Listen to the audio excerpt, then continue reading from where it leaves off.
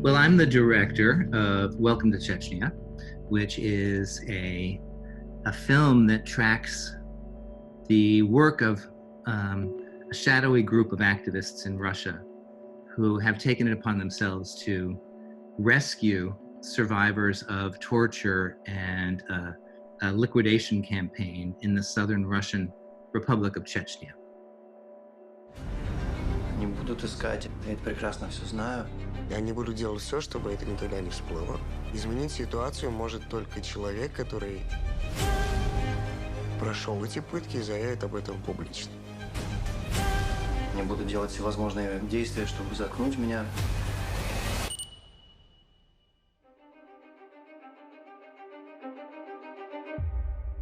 Well, the thing that I paid most attention to was that just the making of the film was adding a new level of risk to people who are already being hunted around the globe and threatened with certain death. What I had to pay very close attention to was how to even begin to speak with the people who are doing this work without drawing attention to them.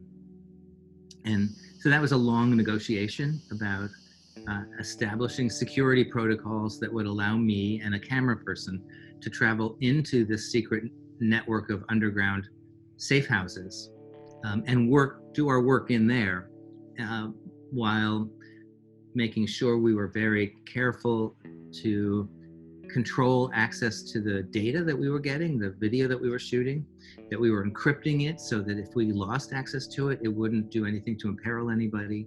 And then when we followed the activists outside of the safe house into these really harrowing extraction missions, as they described them, that we had to comport ourselves in a way that is really, I think, unmatched in documentary filmmaking. The idea that it couldn't be known that we were there. It couldn't be known that we were filming. The Russian government has denied this is happening, and the head of the regional government in Chechnya denies even that there are any LGBTQ people living in his republic, as though that were an impossibility. So the main purpose of the film was to find the evidence that they were denying existed and to pull that together into an undeniable presentation. And that's what Welcome to Chechnya is.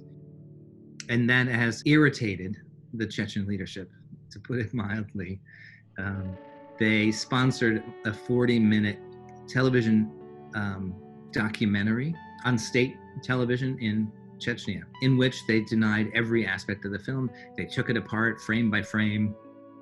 They laid down a disinformation campaign to try and deflect the evidence that the film's presenting.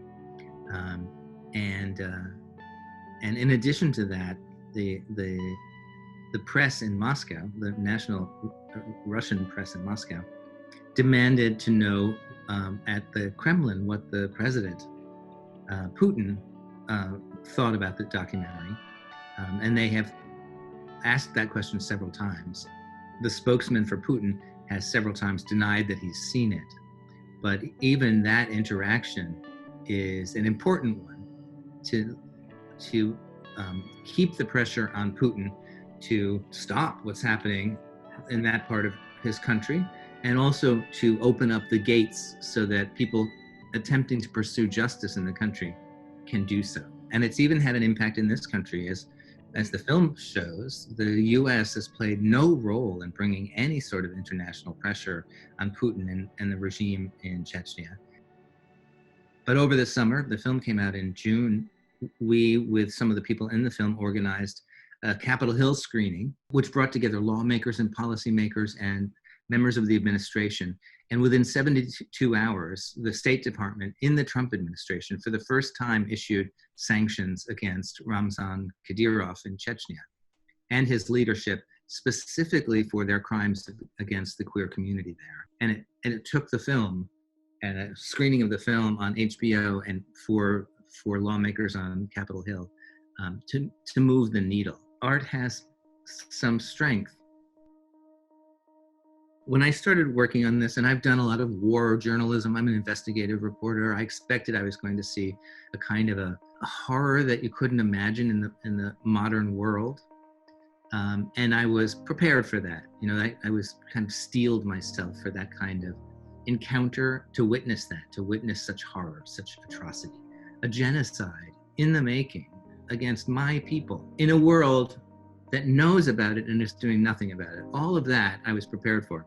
What I wasn't prepared for was this magnificent expression of humanity that I found inside the shelter system, amongst the activists, between the activists and these total strangers that they're helping. And even among the strangers, like, I think at the heart of this is really a love story. And that surprised me, and really blew my mind. But it also is, I guess I should have expected it. I mean, this is really about a violent crime against love. And it's taken, you know, other ordinary people to find the wherewithal to express that love in this more general way, in this more humane way, in this way that you know, only few among us can actually marshal that kind of humanity, I think. And that's what impressed me. That's what I came home thinking about. The kinds of stories that I tell are stories that are not about me. They're really about people whose voices have not been empowered. And what I have tried to do with my career in filmmaking is to lift up those marginalized voices. And to do that requires stepping back from your own perceptions and opening up into this state of, I call it radical empathy. That act, which, as I said, I think really is a radical act of opening up to allow their voices to come through. And then you have the potential of being able to create a piece of art that is true, and impactful, surprising and impactful, in ways that you couldn't do if you were merely to bring your own perspective to the table. So find a world that you're not in and don't put yourself there. Stand outside and see it and feel it and understand it. Keep yourself, that stuff about you that's uniquely you, keep that away for a while and let those other stories come to the fore.